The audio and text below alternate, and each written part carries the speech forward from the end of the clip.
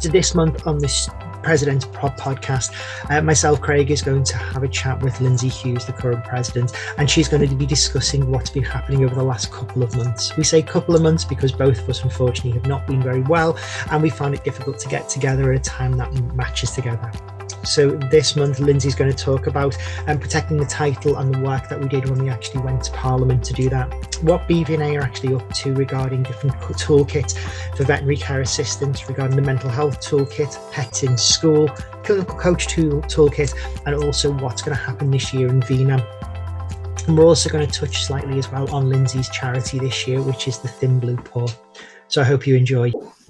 Good morning, afternoon, evening, everybody, and welcome to another presidential podcast. I'm Craig Tessman, the BVNA Junior Vice President, and I'm joined, as always, by the wonderful Lyndsay Hughes, who's our current president.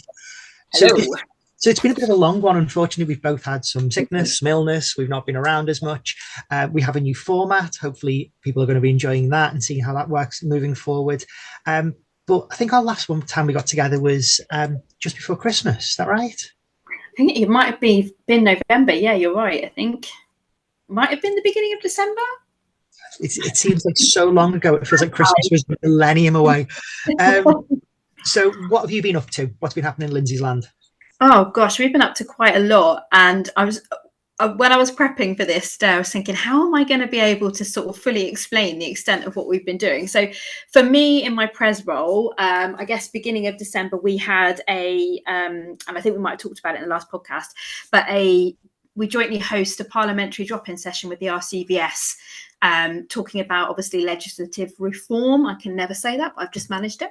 And looking at how, we're looking at the Veterinary Surgeons Act, which is obviously really quite antiquated now, and within that obviously looking at protecting the title, which is our big thing that we're campaigning for. So that was you were there as well, and we went with the Hughes CEO and Charlotte Bullard, our learning development and communications manager. So it's a long one, that one, bless her.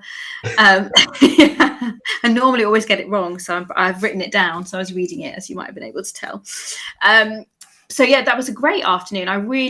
So we didn't speak to as many, because obviously it's a drop-in session, so we can invite people to come along. But I'm hoping you will agree with this as well. The people that we spoke to, I felt it was really valuable conversations, and they were really interested, and in particular talking to us about protecting the title and understanding that, there is no protection to the title, and recognising sort of what that means. And I think every either the MPs, the Lords, or the MPs representatives that we spoke to all had animals. And I think when you can put it in that context of, from a welfare point of view, would you rather have someone who is appropriately trained and qualified looking after your pet whilst you're not there, or somebody that's just calling themselves a veterinary nurse that's just sort of bumbled their way through with no formal training? So I thought that was great, and I know that we came away and we were all really sort of empowered and lifted afterwards. And sort of where we go from here, just while I'm talking about it, is actually, we're looking at the strategy of our campaign at the moment.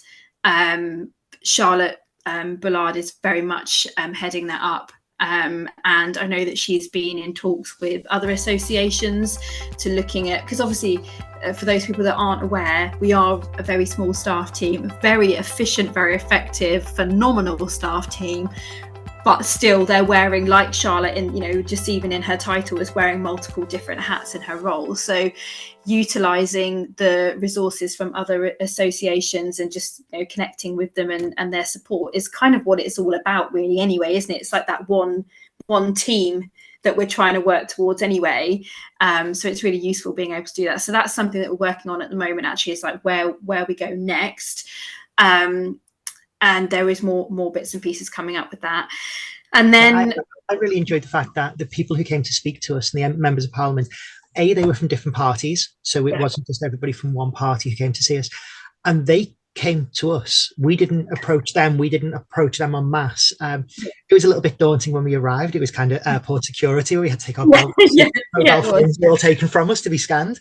So yeah, that happened. And then I was worried when we were put into a small room on our own, just with a corridor outside, and then they started to come to us, and it was great. And I think we positioned ourselves in a really nice position where we could speak to everybody for a long time. Yes, we would have encouraged more numbers to come through the door, but I think that the time we spent with those people that came to see us was valuable and really interesting to them and for us.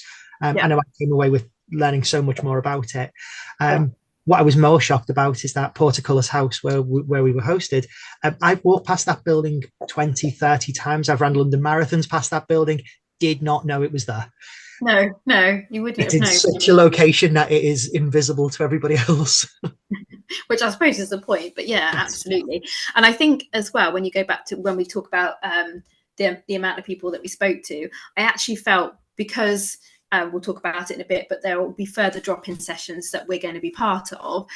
I think for us, that like the nerves about going to do something like that, because, you know, as veterinary nurses for so many years, I personally myself, being a nurse that's been in practice for quite a long time, have been points where I don't feel I've had a voice, which is one of the things that times are changing, and it's absolutely brilliant. So to be invited to co-host it and then speak about us as nurses is something that we are not normally very comfortable with. We don't like talking about ourselves at all, do we? Or the value of us. So I think having a smaller group of people that we were talking to has helped probably build our confidence so that we can then talk to more people. And I think the people that we spoke to, like we said, were so receptive that actually it made it easier. I think I was really worried. I think we are. I mean, maybe I'm just speaking for me, but I worry, and we talk about imposter syndrome, you and I, quite a lot anyway. So I think in that situation, there's probably a lot of nurses that this might resonate with. Actually, you kind of feel like you shouldn't be there. But actually, we were asked, we were invited to do that, and it's brilliant. And there was people that we spoke to, and I'm one of those people that watches Question Time, or I watch kind of This Week in Parliament, and so there was people who approached us, and I've seen them on TV, and they came to speak to us, and it was us they wanted to speak to, and they wanted to hear our voice, and they were interested in what we said, and I think what we did say resonated, and they were going to take them back to their parties, and they were going to speak to them about that, which is brilliant. And it's the more we can do with those type of things, and I think we are going to be doing more with it, the closer we are to getting that title protected.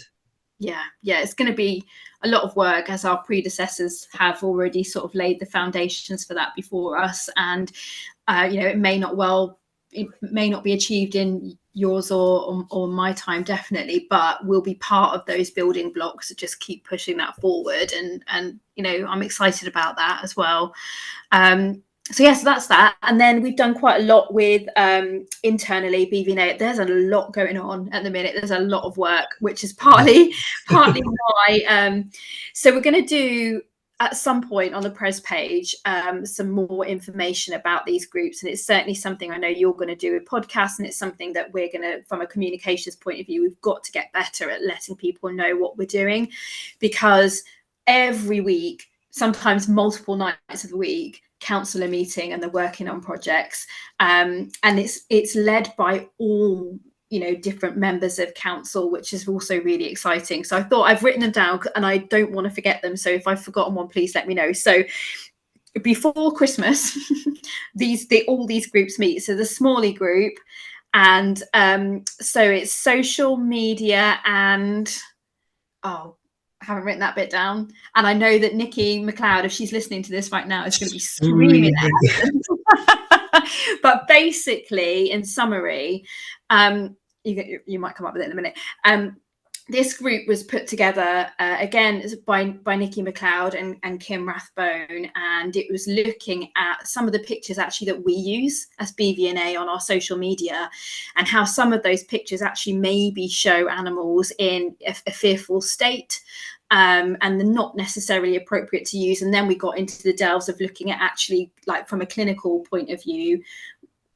you still can't find it. Like, looking at things like bare below the elbow and those kind of situations is just a really basic example. And so a lot of work sort of gone into reviewing all all the images that we hold from BVNA and recognise that actually we've only got a relatively small pool of things that probably are appropriate to use.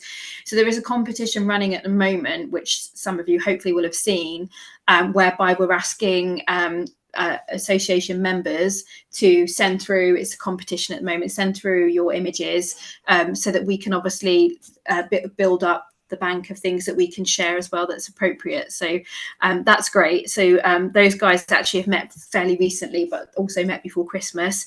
And then we've got this Pets in School toolkit, which was released last year. And if you haven't seen it, it's a resource where, to educate teachers and children on how we should be caring for certain animals that are kept in school. There'll be those people that advocate that it doesn't happen. And there'll be those people that advocate that actually, as long as it's done properly, it can be a useful educational tool. So there are people in council that sort of sit across both, but we recognise that we can't, as BVNA, say that this can't happen. So if we can help provide resources and tools and educate people, then that's the best that we can do from an animal welfare point of view. And there are loads, as you know, loads of charities out there that have got resources, and a lot of what we've done is signpost people to these. But also one of the big projects last year was sort of an educational jigsaw talking about the 5 freedoms that was put together. So the team there meet regularly just to make sure that the resources that they have are appropriate and to add anything additional that they might do as well. And they're all very passionate about it. So they've had a meeting recently as well. Mental health toolkit. So that's in its infancy at the moment. But Becky Winter, who sort of is our BVNA mental health advocate, I think that's is that quite her title? Sorry, again, Becky's probably screaming at this as well. But basically, Becky's very passionate about mental health support, especially for veterinary nurses, and had this idea about popping this toolkit together. And when I say popping this toolkit together, it's a big project. Big job. Big project, but it is brilliant. And we've all been impacted in some way or another by mental health conditions, those people who are part of this project, or just might be interested in what we can do to help support people who are in the workplace that maybe don't know where to go to, what help, what support. So that has been a lot of work for Becky to start, and she's got a great team that she's working with, and they had a very productive meeting actually yesterday evening, I think, didn't they? Yeah, and so I'm really excited about that, because I think as well with our, the role that we play as part of the RCVS Mind Matters initiative, which is part of the VM Futures, not RCVS, but it's collaborative between BVNA and RCVS with VM Futures. One of the things that I proudly talked about actually at the MMI meeting that we had back in October was actually how we were going to, Becky had come up with this idea and this project, and how we were going to embrace that and put this toolkit together. So I think that was a really great addition to that. So I didn't go to the MMI meeting that was last week because I had COVID. So you kindly went to that for me instead. Yeah. And it was a great resource with lots of great minds. It was quite interesting to see that everybody was all kind of singing from the same sheet and trying to get the resources all the way through. They're very excited with the work that BVNA are putting in place at the moment to have that toolkit available. So that, yeah, it was all positive. And I was also I was joined by Bronwyn Bailey, who's one of our student members, who was involved in that task as well. So it's great because my theme obviously is progression, and it was great to showcase, again, a bit of a fraud because it was nothing to do with me. It's completely Becky's idea. And I'm not on that task and finish group. I think it's fabulous. I just had to be mindful about sort of where I'm spreading my resources. And there's a lot of great people that are involved in that. So I don't need to be part of that. But it's one of those things when I talked about it at MMI about what we were going to do. I'm like, this is progression. This is something, it's great to be part of putting this together for our members and any other nurses out there. Then we've got the BCA group at the moment, which is headed by Emma Foreman. And hopefully, because I've had a lot of feedback and positive interaction on social media about this. So for those people that don't know, obviously VCAs can have associate membership with BVNA, and we recognise actually how incredibly useful they are in practice. And actually a lot of people historically thought that, you know, and it does still happen, some people want to be a VCA to get their experience to then go on to do their nursing, and some people do that, but there are a lot of VCAs out there who love their role and that's what they want to do, and they're blooming brilliant at it. And you know, we couldn't do what we do as nurses if we didn't have them there supporting doing what they do. So you know, part of this again project is highlighting the role, you know, what we can do as BVNA to support them and to bring more awareness to what they do. And one of the things like ridiculously proud about is actually they're going to have a VCA stream at our Congress in October, which is just incredible. I have I'll get this wrong now, but 6 VCAs in my practice. We don't call them VCAs. So I know that is different people in different places call them different things. Some call them animal care assistants, whatever you refer to that role in your practice. But we've decided, because we offer VCA membership, that's just what we're going to continue with. But actually, when she asked me about CPD, I recognised that there wasn't a great deal out there. You know, there are some bits and pieces coming through, so we can keep providing and building on that, and that's brilliant. And Emma's really passionate about that, as are the teams. That's fab. You probably thought this was going to be brief. I'm still going. We've got our clinical coach network and toolkit that is being chaired now by Steph Worsley. So again, bringing all of that together, which is brilliant, and utilising equine nurses, exotic nurses, as well as small animal nurses, because we want to make sure that it is a resource that is available to all clinical coaches, no matter what species that you work with.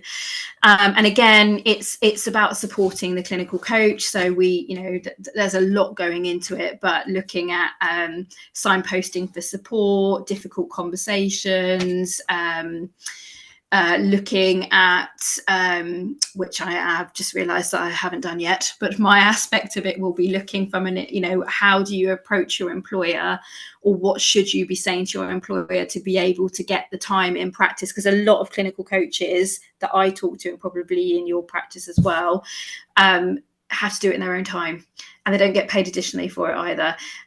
Which is one thing that I do in my practice, and I know that I'm fortunate because I'm in the position that I am, so I can make those things happen.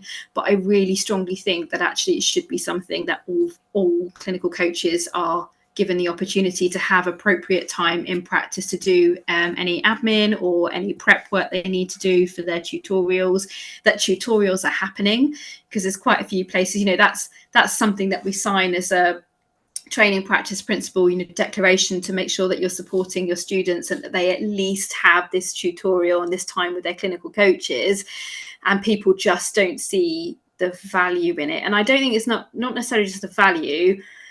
If you're busy, we talked about something different earlier, but if you're on the ground in practice and you're busy, you as a nurse probably find it difficult to step away with your clinical coach. Even if you've been given the time, you probably feel guilty that you're doing something that you as a clinical coach don't assign value to, and it's the perception of the practice as well. So we need to do something so that clinical coaches feel that it's okay, and that what they're doing is so important and so worthwhile. So again, that's just a small part of it, but that's loads. And then VNAM. So we have had on the 19th of December, we had our first VNAM meeting, etched in my brain. So this year is our 20th anniversary of VNAM, which is very exciting. And obviously with the theme of progression, which is my theme, is going to be continue throughout VNAM. So we had our second meeting yesterday, and there's a lot to come from that. I don't actually know what I'm allowed to say at the minute with that. It's great. We should, but it's great. We don't think we should say it. Yeah. So we are working already, and that's the thing, it's May, but we start prepping for that way back in December as our first meeting, and we just had another one, like I said. So yeah, there's exciting stuff to come from that, that you'll be able to get involved with. So we'll, as and when we can, we'll say more, but that's very exciting. And then I touched on the Protect the Title campaign. So that was December. Yeah, that was December. And the only thing I am going to throw into it that we missed out on is regarding the Pets in School toolkit that is available. If you find the information on there, there is a bunch of podcasts on there as well, both for educators and for nurses as well, to let them know what's happening. Because I do know that there is nurses who go out to schools to educate young children, and they may be practices out there that actually treat those animals in practice as well. So there's information and podcasts available on there as well. And if you're listening to or watching this, you may be interested in podcasts. So you can something else out there for you to view as well. Yeah, that's brilliant. So then we get to January, and it's our council meeting. So the second weekend, we pushed it back slightly. The second weekend in January, we have our council meeting, and again, it's just coming together. Talking about projects that we've been working on, talking about sort of standard items that we look at. Obviously we look at things like the finance side of BVNA, because obviously it's an association. So without members joining up, we wouldn't be able to continue providing these resources or, campaigning, any of those kinds of things. So it's really important. And I've lost my train of thought. Council meetings. For our council meeting in January, our charity of this year is the Thin Blue Paw. And obviously I presented that to council, talked a little bit about that at Congress during the AGM.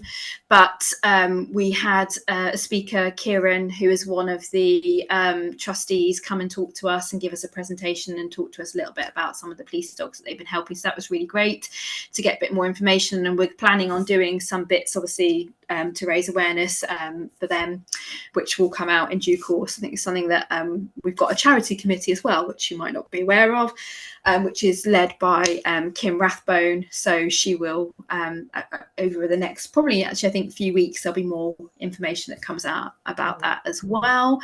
There's some stuff scheduled for social media to start coming through. I think specifically on Thin Blue Paw as well. Yeah, we're looking to put in place as well. We're just waiting to confirm that. But a webinar with some of the trustees from Thin Blue Paw as well, just to talk a little bit more to our members about what they do, because it was really quite interesting. Would you like to just give a really brief overview of what Blue Paw is? Oh God, I don't want to get it wrong. So Thin Blue Paw is, so for those people that don't know, police dogs are considered to be serving officers whilst they are in throughout their career. And then when they leave the police, unlike, and I can say this because my father is an ex-police officer, my father-in-law, and my husband has recently left the police, so I can say that, that they actually are fairly well looked after when they leave, and they have a pension to leave with, and these police dogs don't. They don't have anything. So if you think a lot of these dogs are, German Shepherds, Spaniels, dogs that are predisposed anyway, regardless of the work that they do, to joint issues, for example. So these dogs are obviously worked hard, and they're in active service. And then a lot of them will develop health issues as a result of their breed and what they do. So these dogs can either then be retired to their police dog handlers, which sometimes can be tricky and it can be heartbreaking. I know a police dog handler who was unable to take one on because they then get their new dogs in. And who's that pumpkin? Yeah. If you're listening to this, pumpkin is Craig's cat. That wasn't Craig meowing. Obviously, if you're watching it, it'll be more obvious. So they can't always take them on, so they are rehomed, and obviously these dogs are usually obviously uninsurable due to the nature of what they've done and the conditions that they may have. So funding for them, there isn't any other than the Thin Blue Paw, and that's kind of where this charity came from. So one of the founding members was Dave Wardle, and I can't remember Kieran's surname, but Kieran, who spoke to us, I'm really sorry, he was one of the founding members as well. So it's come from a working police dog handler who felt the need to put this in place, basically. So that is a snapshot of the Thin Blue Paw. So any money that they get is through the charity. I think they are able to, or have with some practices, negotiated discounted veterinary treatment for retired police dogs. So if you know somebody who has a retired police dog, then consider giving them the option of having discounted treatment. A little plea there for you, because as I say, I mean, they do obviously you take over any dog with responsibility, but it is obviously the conditions that these dogs sometimes have is quite costly, especially if they're bigger dogs. You think German Shepherds, just arthritis medication alone it is expensive. So that's them. Anyway, so then we also had Anna Judson. So Anna Judson's a BVA president. I'm sure most of you will hopefully know that. And so what we do is we invite officers from BVA into our meetings. And that's just a way of us. It's great to have a different viewpoint. Sometimes as you know, we're a group of nurses, and we've obviously got the staff team as well. But what we might think is a great idea might work, maybe might not. Or it might be that actually we've started an idea and then someone from the BVA, one of the BVA officers has an idea that can help build on that. So it was great having Anna there, who's the BVA are very pro nurses anyway, in particular Anna. So it was great. I spoke to her afterwards and she had a really lovely time. So that's quite nice as well. Then we're still in January now, we had our VN Futures meeting. So again, I'm trying to work out how frequent we have that. It must be quarterly. We've changed our meeting protocol, haven't we?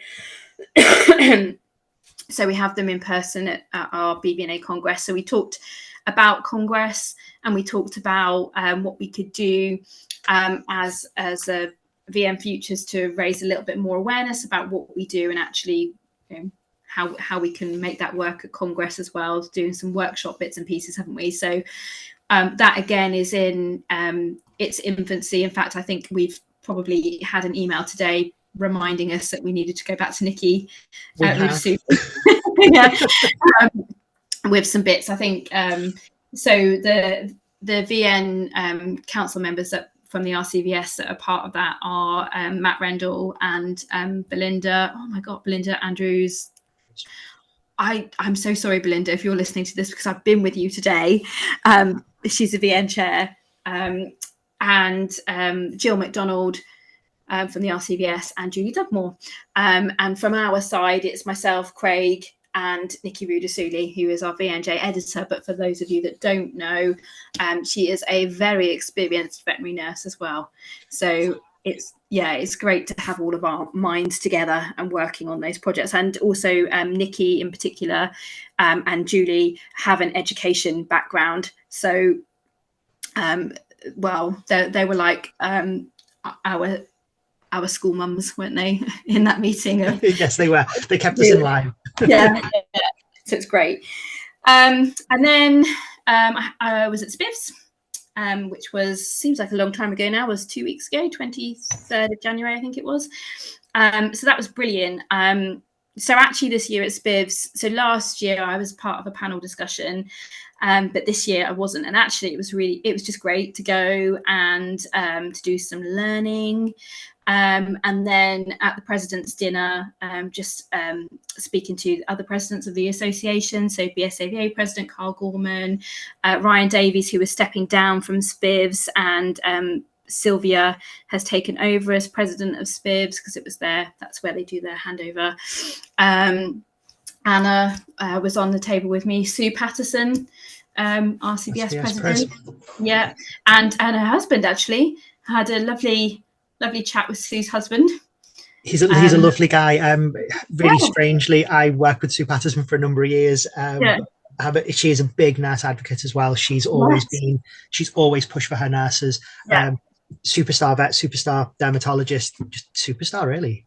Yeah, it was brilliant because that table that I mentioned, it is people who are so pro nurses, every single one of them, and they greet you like a friend as well. And I know I said to you before, like, we talk obviously regularly about imposter syndrome, and I think it's something that I found even trickier as a nurse. I think I probably, and if you speak to other presidents of the veterinary associations, they feel the same way that we do stepping into this role, which kind of makes you feel a bit at ease.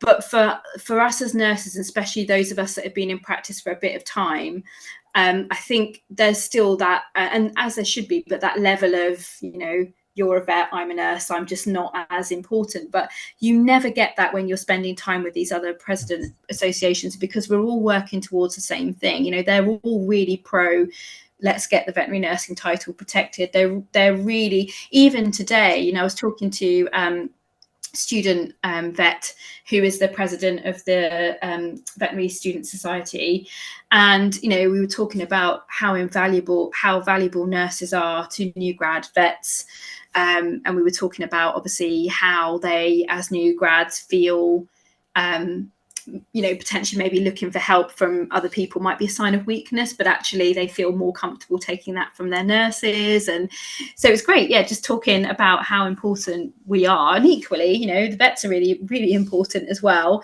and we couldn't do our jobs without them either. It's sort of symbiotic, but it's just really, really lovely being part of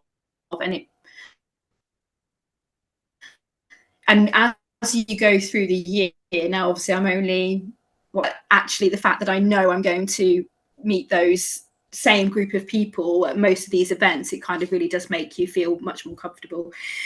And then business planning meeting.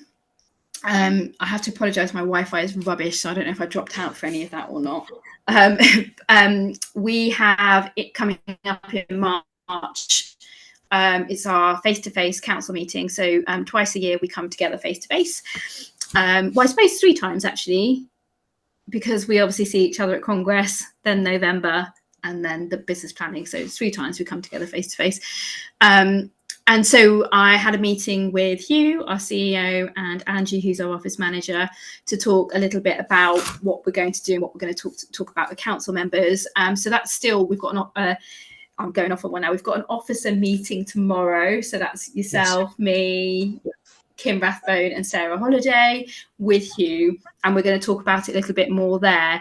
But one of the things we're going to focus on talking about is our Protect the Title campaign. So there'll be a lot more to come after that. So that's where we're up till now.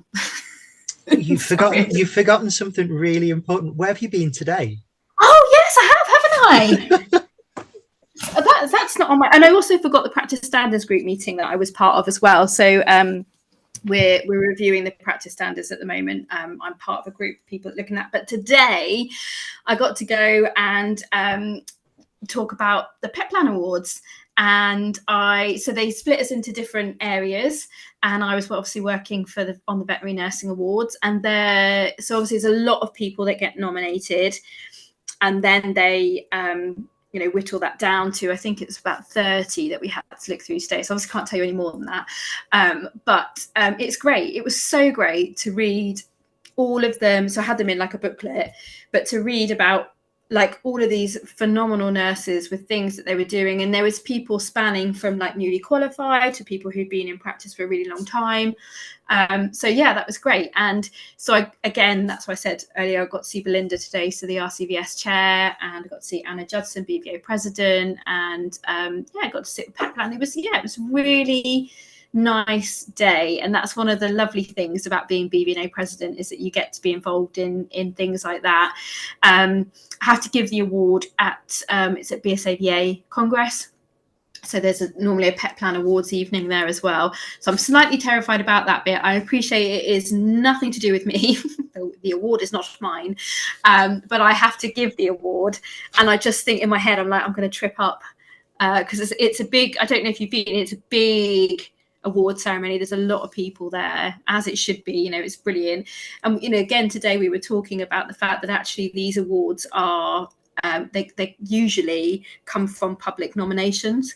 So again, that's the big part of like reading through everybody's nominations today and just hearing how much of a difference these nurses have made to that client's life. So it's not just necessarily your team members in practice, which is part of it, but to have such an impact on a client and animal welfare is just phenomenal. So it's great. I can't believe I forgot that. It's a really big shindig as well. I was lucky enough to be finalised a couple of years ago for the Pet Plan Awards. So anybody who's been nominated out there in the next couple of days, you will receive a phone call to let you know if you've been successful. You then have the fun of doing some video recordings where they send a team out to do some recordings. And then, it's at the Albert Hall on the 21st of March, I believe. And it's a big black tie event. They normally have a celebrity, normally a comedian who kind of hosts the awards. I was there a long time ago. I wasn't successful. I didn't win, but I was finalized. I was down to the final 3. And to anybody out there who gets this phone call over the next couple of days, it's about 60, 70,000 nominations that get sent through to Petplan. To receive a nomination is phenomenal. You have done so well to just have affected anybody's life. To be finalized, you're one of 3 who've been finalized. It is an achievement. It is an achievement that will stay with you forever. Enjoy the day. No, the only person who should be having tears is the person who wins. And you should just be happy and grateful that you got to that position at that time. But just enjoy yourself. And I think both of us may be in attendance. Yes, we will. Yes. I have to dust off the tux again. So I don't know if this is appropriate to say this or not, but we're not particularly appropriate, are we? So I refer to Craig as my BVNA husband. This comes about. We were at London Vet Show and we were invited to BVA. It was BVA. BVA dinner. And Lyndsay was deep in conversation and just said, "Could you pass the wine?" And me being the gentleman I am, I got the wine and opened the wine and poured her a glass. I actually think you're being polite there because I'm not sure I said, "Can you pass the wine?" I might have just said, "You just went wine." Yes, but anyway, moving on from being so that's what we've been up to. Yeah, great. And so you've not stopped, which is what we know. But hopefully people who are out there who are listening to this gives you an insight to kind of what is happening. Sometimes it may not look like there's a lot happening on the surface or a lot that's out there in social media.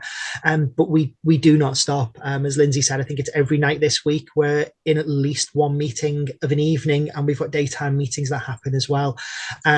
We've got our big catch up. So we're quite happy and quite excited to see the rest of the council on those events as well, and actually see them in person and go for food. And laugh and enjoy ourselves. The meeting that we had in January is all ran via Zoom. It is a very tight ship. I think we start at 8 a.m. I think there's another one again, and that runs from 8 a.m. Till about 5 p.m. Lyndsay, unfortunately, is in every one of those meetings, so she doesn't really get a break unless she gets lunch. And we dip in and out to the meetings that we're needed, but it's all done via Zoom, so we don't actually get to see each other at those times. But there's pros and cons to both of those things. And one of the big pros is the fact that we're a Silver Investors in the Environment award winners, and it's just keeping our carbon footprint as small as possible. So that's what that is all for and what that's about. So I think is that you done? Yeah, for now. A very brief update.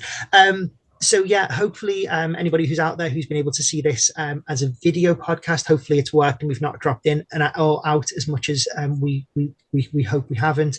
It will also be up audio, and we're trying on some different audio streams and audio platforms.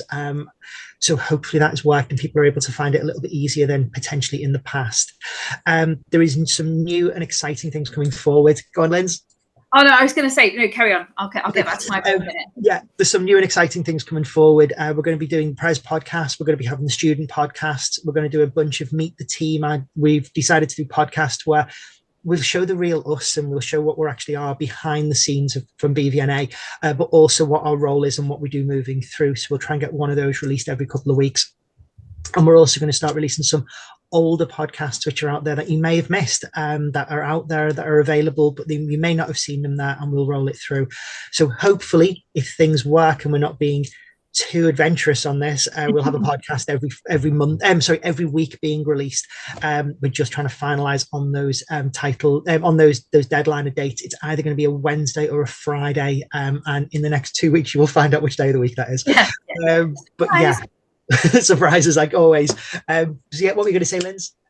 I was just going to say that if this podcast has inspired you, Pumpkin's back. He wants to get in on this.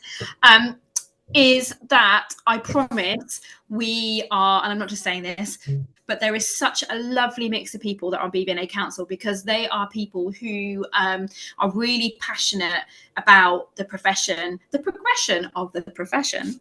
I came up with that. Not me, someone else came up with that the other night. And yeah, Nikki McLeod.